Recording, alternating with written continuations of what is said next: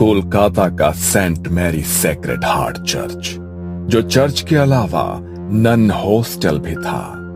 जवान लड़कियां जो दुनिया के सारे बंधन और वैभव त्याग कर जीसस और मानवता की सेवा करने की कसम खाती थी, वो इसी हॉस्टल में रहकर अपनी ट्रेनिंग के कुछ साल बिताती थी। और जब उन्हें नन होने के सभी कर्तव्य सिखा दिए जाते तो उन्हें सेक्रेड हार्ट सोसाइटी से जुड़े किसी चर्च में भेज दिया जाता। यह मार्च का अंतिम शनिवार था। चर्च में इवनिंग प्रेयर हो रही थी।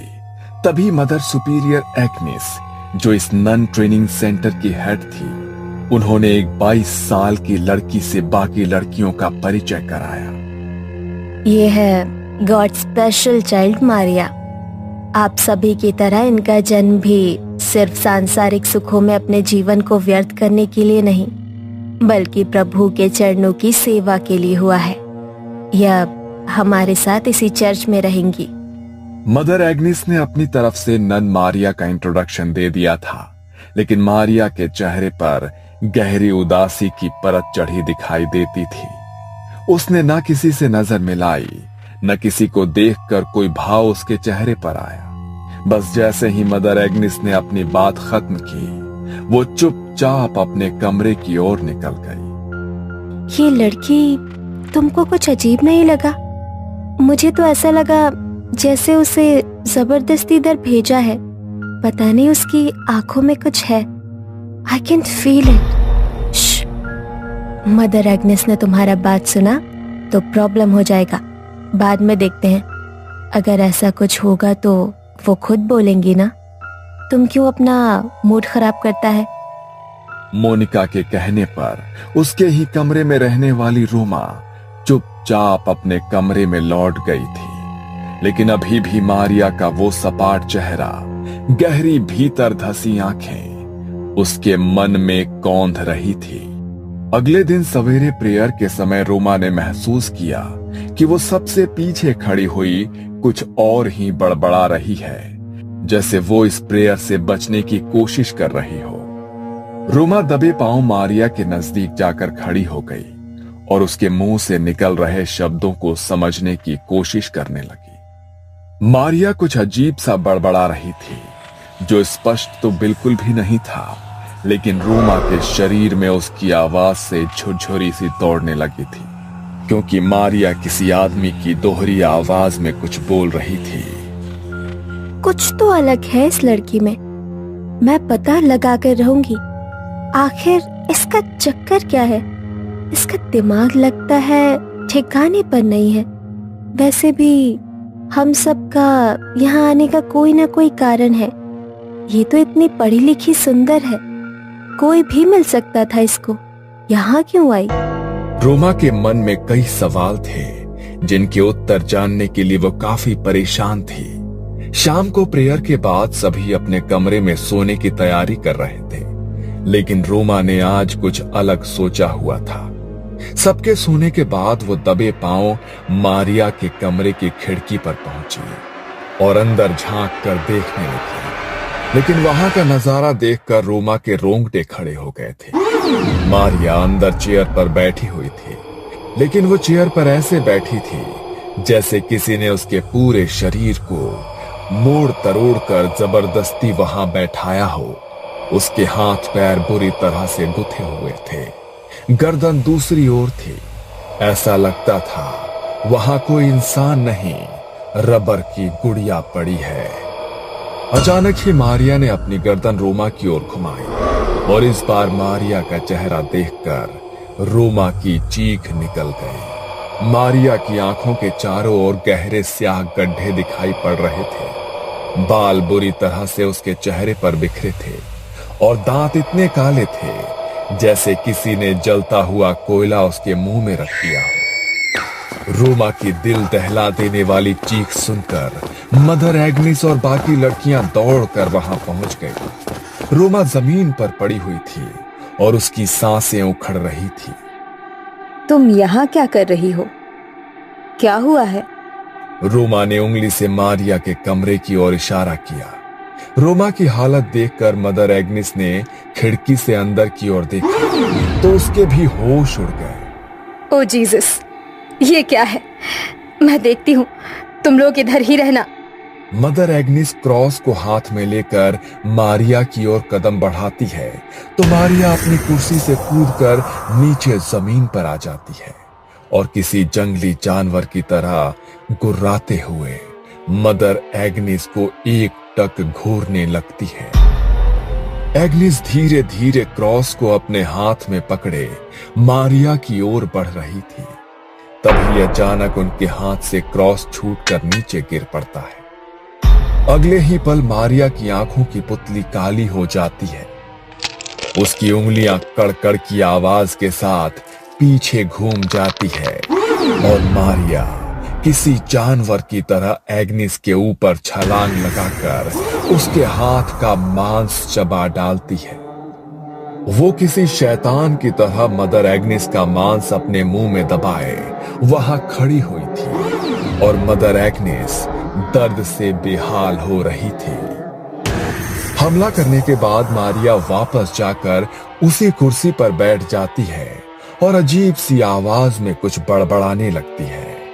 मारिया के मुंह से सुनाई दे रही आवाज ऐसी थी मानो एक साथ 2-3 लोग बोल रहे हों। चीख पुकार सुनकर चर्च में रहने वाले फादर भी वहां पहुंच जाते हैं और मदर एग्निस की ऐसी हालत देखकर उन्हें वहां से बाहर ले आते हैं। मारिया अभी कुछ शांत दिखाई दे रही थी और इसी मौके का फायदा उठाकर मारिया को उसके कमरे में बंद कर दिया जाता है। मारिया की ऐसी हालत देखकर सभी हैरान थे। बाकी की लड़कियों में भी डर का माहौल बन गया था। फादर स्टीव समझ चुके थे कि ये कोई इंसानी नहीं, शैतानी ताकत का काम है। इसलिए बाकी की लड़कियों को उस कमरे से दूर रहने की सलाह दी जाती है और वो क्रॉस को माथे से लगाकर कुछ बुदबुदाने लगते हैं। अगले दिन सुबह प्रेयर का समय था। फादर ने सभी ननों को मारिया के कमरे के बाहर बुलाया और एक साथ प्रेयर करने के लिए कहा। पवित्र जल हाथ में लेकर फादर मारिया के कमरे में दाखिल हुए। एक तरफ बाकी की नन मिलकर लगातार प्रेयर कर रहे थे और दूसरी ओर फादर हाथ में पवित्र जल लेकर मंत्र बोलते हुए उसकी ओर बढ़ रहे थे। फादर को देखकर मारिया के चेहरे के भाव बदलने लगे। वो घबरा कर एक कोने में सिमट रही थी। प्रेयर की आवाज उसके कानों में पहुंच रही थी, जिससे वो अपने दोनों कानों पर हाथ रखकर बचने की कोशिश कर रही थी। अचानक एक चीख के साथ वो जमीन पर गिर पड़ी और उसी के साथ फादर स्टीव ने पवित्र जल छिड़ककर बाकी सभी को यकीन दिला दिया कि मारिया के ऊपर जो भी शैतानी साया था वो पवित्र जल और प्रार्थना की शक्ति से उसे छोड़कर जा चुका है। पवित्र जल ने जहां जहां मारिया के शरीर को छुआ था वहां पर छाले जैसे बन गए थे। ऐसा लगता था जैसे मारिया को किसी ने तेजाब से जला दिया हो। कुछ देर बाद मारिया को होश आया तो वो दर्द से कराहती हुई पहले से काफी कमजोर नजर आ रही थी। उसके शरीर में अब मुश्किल से उठने बैठने जितनी ताकत बची थी। चेहरा एकदम मुरझा चुका था, शरीर भी मानो झुक गया था। मारिया की हालत को देख मदर उसे उसके कमरे के बिस्तर पर ही लिटा देती है। ओह जीसस, इसका हालत बहुत खराब लग रहा है। इसे यही आराम करने दो, होली वाटर इसको ठीक कर देगा। अगले 2 दिन बेहद सन्नाटे में गुजरे। मारिया ऐसे ही बिना कुछ खाए पिए, बिना एक भी शब्द बोले अपने बिस्तर पर पड़ी रही। 2 दिन बाद उसने टूटे फूटे शब्दों में पानी मांगा। मदर के कहने पर मारिया को पानी पिलाया गया। मारिया अब थोड़ी सामान्य सी नजर आ रही थी। ऐसा लगता था कि जैसे जो भी बुरी शक्ति थी वो वाकई में उसे छोड़कर अब जा चुकी है। मारिया की ऐसी हालत देखकर मदर एग्निस ने प्यार से उसके सर पर हाथ फेरा। कुछ खाओगी? मारिया ने हाँ में गर्दन हिलाई और फिर कई दिनों के बाद मारिया ने भर पेट खाना खाया। वो खाती ही जा रही थी जैसे न जाने कितने सालों से भूखी हो। जैसे जैसे समय बीत रहा था, मारिया के खाने की गति और तरीका बदलते जा रहा था। मारिया का पूरा मुंह खाने से सन गया था। खाना खाने के बाद मारिया कुछ अलग सी नजर आने लगी थी। एक बार फिर उसकी आंखें बदलने लगी और वो कुछ अजीब सी भाषा में बड़बड़ाने लगी। ये बार बार अलग भाषाओं में बोल रही है, लेकिन इसने इतनी सारी भाषाएं सीखी कब? आप तो कह रही थी ये अनाथ आश्रम में रहकर पढ़ी है। क्या वहाँ पर ये सब भी सिखाते हैं? और आपने उसे खाना खाते हुए देखा? ऐसा लग रहा था जैसे कोई इंसान नहीं, जानवर खा रहा हो। मुझे नहीं लगता ये अपने होश में है। इस समय जो कुछ भी कर रही है ये उसके अपने बस में नहीं है। इससे पहले कि कोई कुछ कर पाता, मारिया एक बार फिर से नॉर्मल हो गई थी। ऐसा लगता था अभी कुछ देर पहले जो भी हुआ उसे उसकी जानकारी ही नहीं है। मारिया का स्वभाव गुजरते समय के साथ अजीब और अजीब होता जा रहा था। मदर एग्नेस और फादर स्टीव समझ गए थे कि मारिया को संभाल पाना उनके बस का नहीं है। मारिया को शुक्रवार तक यहाँ पर ही रखना होगा, उसके बाद फादर एडमंड ही कुछ कर सकते हैं। 3 दिन बाद शुक्रवार को फादर एडमंड वहां आए और देर रात सबके सोने के बाद एक्सोर्सिज्म यानी कि मुक्ति की प्रक्रिया शुरू की। मारिया को एक कुर्सी पर बांध दिया गया। उसके चारों ओर क्रॉस और जलती मोमबत्तियां रखकर पवित्र जल का छिड़काव कर दिया गया और उसी के साथ फादर ने मंत्र पढ़ने शुरू कर दिए। मारिया की आंखों की पुतली एक बार फिर से काली नजर आ रही थी। उसके चेहरे पर शैतानी मुस्कान दिखाई दे रही थी। मारिया एक साथ कई भाषाओं में जाने क्या बोल रही थी। कभी उसके मुंह से नन्हे बच्चे की आवाज सुनाई देती, तो कभी किसी आदमी की कड़कती आवाज कानों में पड़ती। जैसे जैसे फादर मंत्र पढ़ते जा रहे थे, मारिया अब गुस्से में दिखाई देने लगी थी। अचानक ही मारिया जोर से चिल्लाती है और उसी के साथ उसके आसपास लगी सभी मोमबत्तियां एक साथ बुझ जाती है। और तभी फादर देखते हैं कि जमीन पर रखे क्रॉस और मारिया के बीच की जमीन फटने लगी है। मारिया बुरी तरह से चीख रही थी। उसकी चीख की तेज आवाज किसी के भी बर्दाश्त से बाहर होती जा रही थी। अचानक ही मारिया का शरीर बुरी तरह से अकड़ने लगता है और उसी के साथ मदर एग्नेस की आंखों का रंग भी गहरा काला पड़ जाता है। मुझे छोड़ दो, मैं बताती हूँ, सब बताती हूँ। ये सब 1 साल पहले शुरू हुआ था। मारिया एक नन कभी बनना ही नहीं चाहती थी। वो तो शादी करके अपना हैप्पी लाइफ स्टार्ट करना चाहती थी। ये हर संडे को सिटी चर्च में आकर प्रेयर में अपनी आवाज में गाने गाकर सुनाती थी। मारिया जैसी सुंदर और खुशमिजाज लड़की को देखकर उस चर्च के यंग फादर नील का दिल उस पर मचलने लगा। नील ये भूल गया था कि उसने चर्च के लिए अपना जीवन समर्पित करने की कसम ली है। धीरे धीरे दोनों के बीच बातें शुरू हुई और जवानी के आवेग में ये दोनों रिश्ते में आ गए। मारिया और नील दोनों के लिए इस रिश्ते को सबके सामने लाना असंभव था, क्योंकि एक फादर उम्र भर कुंवारे रहने की कसम खाता है। अगर ये बात सोसाइटी में किसी को भी पता चलती तो बहुत बड़ा तमाशा होता।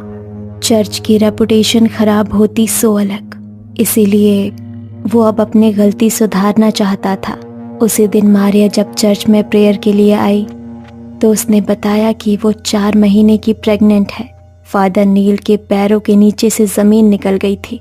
वो कुछ भी समझने की हालत में नहीं था। वो उस बच्चे को एक्सेप्ट नहीं कर सकता था और मारिया जिद पर अड़ी हुई थी कि वो अपने बच्चे को दुनिया में लाकर ही रहेगी। जब बातों से मारिया नहीं मानी तो नील ने मुझे सारी बातें बताई और मदद मांगी। मैंने वादा किया कि मैं उसकी मदद करूंगी, लेकिन पहले ज़रूरी ये था कि वो मारिया को बच्चे से छुटकारा पाने के लिए राज़ी करे। आधी रात का समय था। बाहर भयंकर तूफान आया हुआ था। मारिया को प्रसव पीड़ा शुरू हो चुकी थी और ऐसी हालत में सिटी चर्च में सिर्फ 3 लोग मौजूद थे, फादर नील, मारिया और नर्स जूली। मैंने नर्स जूली को सिटी चर्च में पहुंचने के लिए कहा था। जूली आ गई है ना, तुम चिंता मत करो, वो सब संभाल लेगी। यस, जूली तो आ गई है, लेकिन मारिया की हालत बहुत खराब है। मुझे कुछ समझ नहीं आ रहा, अगर उसे कुछ हो गया तो। मारिया की डिलीवरी समय से पहले कराने के लिए हमने धोखे से दवाइयाँ दी है। ऐसी कंडीशन में मरीज की हालत बिगड़ती ही है। इस समय तुम अपनी रेपुटेशन की चिंता करो, मारिया की नहीं। और अगर मर जाएगी ना तो अच्छा ही है, तुम्हारे लिए रास्ते का रोड़ा अपने आप साफ हो जाएगा। रात के तकरीबन 2 बजे बच्चे का जन्म हुआ। तब तक मैं भी सिटी होली चर्च पहुंच गई थी। मारिया की हालत खराब थी। आपका बच्चा पैदा होते ही चल बसा। I am sorry. नर्स के इतना कहते ही मारिया चीख चीख कर रोने लगी। मैंने नर्स को इशारा किया और वो बच्चे को लेकर चर्च के पीछे बने कब्रिस्तान में आ गई। नील मारिया को संभालने की कोशिश कर रहा था और उसी क्षण हम दोनों ने मारिया के जीवित बच्चे को गड्ढा खोदकर दफना दिया। हमें लगा था कि ये सब भी उस बच्चे के साथ हमेशा के लिए दफन हो गया, लेकिन कहते हैं ना, सच्चाई चाहकर भी छिपती नहीं है। मारिया को बदहवासी से रोते देख नील अपने आपे से बाहर हो गया। अरे क्या रोना धोना लगा कर रखा है तुमने? अगर जिंदा भी रहता तो क्या मिल जाता तुम्हें? अब तुम भी सुकून से जियो और मुझे भी जीने दो। कभी सोचा भी है कि अगर मैंने ये फैसला ना लिया होता तो जिंदगी बर्बाद हो गई होती हम दोनों की। तुमने क्या किया मेरे बच्चे के साथ? सच सच बताओ, कहीं ऐसा तो नहीं उस नर्स ने झूठ बोला मुझसे? हाँ, झूठ बोला हमने तुमसे। अब बेहतर होगा कि तुम अपने मुंह पर ताला लगा लो। मारिया घंटों तक रोती चिल्लाती रही, लेकिन अब कुछ नहीं किया जा सकता था। मारिया जानती थी फादर नील सबकी नजर में एक संत है। वो चीख चीख कर भी अपनी सच्चाई बताएगी तो भी कोई भरोसा नहीं करेगा। और वैसे भी अब इस सच को साबित करने के लिए उसके पास कोई सबूत भी नहीं था। मारिया अब खामोश सी हो गई थी। दिन भर किसी से बात करने वाली मारिया अक्सर रात में कब्रिस्तान में जाकर चीख चीख कर रोया करती थी। फिर उसने कब्रिस्तान जाना छोड़ दिया। एक रोज मेरे पास फोन करके मारिया ने कहा कि वो नन बनना चाहती है। शुरू में मैंने उसे समझाने की कोशिश की, लेकिन वो मानो अपनी जिद पर अड़ गई थी। नील के धोखे ने उसे बुरी तरह से तोड़ दिया था और अब वो इस संसार में किसी के साथ भी नाता रिश्ता नहीं रखना चाहती थी। और फिर मैं उसे अपने साथ यहाँ ले आई। कॉल नील, वरना ये मारिया जाएगी। फादर कुछ मंत्र पढ़ते हैं और मारिया के ऊपर हॉली वाटर की कुछ बूंदें छिड़क देते हैं। मारिया खुद को अपने बच्चे की मौत का जिम्मेदार समझ रही थी। उस गिल्ट ने उसको भीतर से बिल्कुल खोखला कर दिया था। आधी रात को कब्रिस्तान में जाकर मरे हुए बच्चे को पुकारने के कारण शैतानी रूहों ने उसके शरीर पर कब्जा कर लिया है। इन रूहों में मारिया के नन्हे बच्चे की आत्मा भी शामिल है, जो अब अपना बदला लेना चाहता है। फादर ने एक्सॉर्सिज्म की प्रक्रिया को और भी तेजी से शुरू कर दिया। वो लगातार हॉली वाटर छिड़क कर मंत्र पढ़ रहे थे। बंद करो, बंद करो। चीखते हुए मारिया ने खुद का हाथ उल्टी दिशा में घुमा दिया। मारिया के हाथ की हड्डी टूट गई थी और उसी के साथ मारिया की दिल दहला देने वाली चीख सुनकर सभी का दिल दहल उठता है। कॉल नील। फादर नील को बुलाने का इशारा करते हैं और कुछ ही देर में फादर नील वहां पहुंच जाते हैं। नील को वहां पर देखकर मारिया डरावनी तरीके से जोर जोर से हंसने लगती है। नील घबराकर मदर एग्निस के पास आकर खड़ा हो जाता है। मुझे माफ कर दो मारिया, तुम बिल्कुल मत घबराना। फादर इस शैतानी रूह को तुम्हारे शरीर से जरूर दूर कर देंगे। फादर लगातार हॉली वाटर छिड़क कर मारिया का एक्सॉर्सिज्म पूरा करने की कोशिश कर रहे थे। अचानक ही मारिया अपनी गर्दन ऊपर की ओर उठाती है और उसी के साथ मदर एग्नेस और फादर नील का शरीर हवा में ऊपर उठने लगता है। बुझी हुई मोमबत्तियां एकाएक जल उठती है और उसमें से 2 मोमबत्ती जाकर मदर एग्नेस और नील के कपड़ों को आग लगा देती है। मारिया एक बार फिर से लड़खड़ाती जुबान में बड़बड़ाती है, एक पाप एक ही सजा। नील और मदर एग्नेस जमीन से इतनी ऊंचाई पर थे कि कोई चाहकर भी उनके शरीर से उठ रही आग की लपटों को बुझा नहीं सकता था। फादर के हाथों में पकड़ा हुआ हॉली वाटर उनके हाथ से छूटकर नीचे गिर पड़ता है और उसी के साथ मारिया की गर्दन एक ओर लटक जाती है। झुलसने के कारण मदर एग्नेस और फादर नील की मौत हो गई थी और मारिया, उसकी टूटी सांसें अभी भी बाकी थी। मारिया को तुरंत अस्पताल ले जाया गया और वहां पर कुछ दिन बिताने के बाद वो स्वस्थ हो जाती है। यूं तो फादर एडमंड ने आज तक बहुत से एग्जॉर्सिज्म किए थे, लेकिन उनके चर्च में किया हुआ यह पहला एग्जॉर्सिज्म था जो किसी नन के ऊपर हुआ था और जिसमें 2 जान भी चली गई थी। सिटी हॉली चर्च और सेक्रेड हार्ट चर्च को इस घटना के बाद बंद कर दिया गया, लेकिन मारिया और फादर एडमंड के लिए ये एक बुरा सपना बन गया जो आज भी उन्हें रातों को सोने नहीं देता। ये कहानी आपको अच्छी लगी हो तो हमें सब्सक्राइब करें, हमारा इंस्टाग्राम और फेसबुक पेज जरूर फॉलो करें। अगर आपके पास ऐसी ही कोई कहानी हो तो हमें कमेंट बॉक्स में भेजें। हम कोशिश करेंगे कि अगली एनिमेटेड स्टोरी आपकी होगी।